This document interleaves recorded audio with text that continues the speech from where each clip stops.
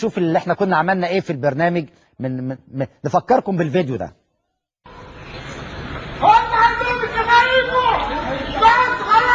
بس خلاص ما فيش اجزاء بس يا جيك يا جيك انت كنت بتستخبى انت.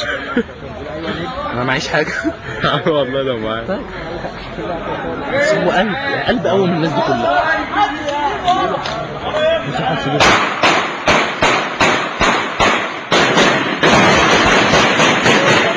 الاولاني ده صوت.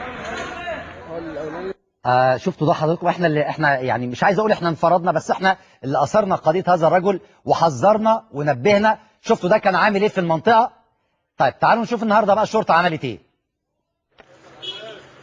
بعد مرور شهور من ترويع الآمنين بشبرا الخيمة من قبل مسجل خطر متهم في 35 قضية، من ضمنها 4 قضايا شروع في قتل، وأخيرا من 4 أيام قضية قتل عمد تم القبض أمس على حمدان الصعيدي.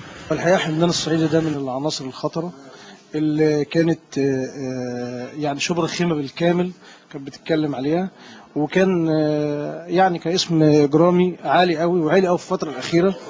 وطبعا هو مسجل شيء خطر وسابق اتهامه في 35 قضية، ومطلوب ضبطه وإحضاره في 6 قضايا.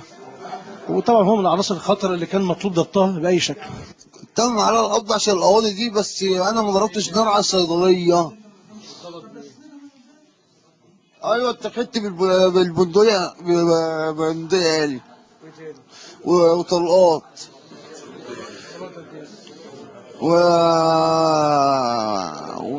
والفروده. جبت الحاجات دي منين وليه؟ انا اتخانقت مع الناس اللي سارقين التوك توك، وهم ده كانوا بيضربوا عليا نار. جبت انا برضو بقى نار عشان اقف قدامهم. على فكره اعترف النهارده ان هو قتل حد الفجر، يعني بعد ما تم القبض عليه اعترف ان هو قتل حد.